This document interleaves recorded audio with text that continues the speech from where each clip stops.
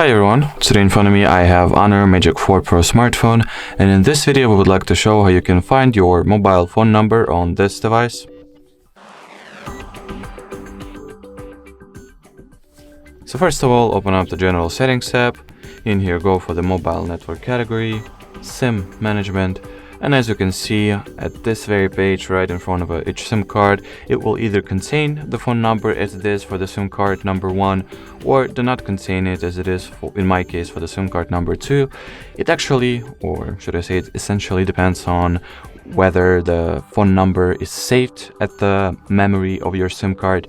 So if it is not saved, unfortunately it will not be displayed over here, but you can still, if you know the phone number and you want to edit, simply go to the dedicated SIM card settings and enter the phone number right here, right in this field. Alright, so that would be it for this video. Thank you so much for watching, and bye bye.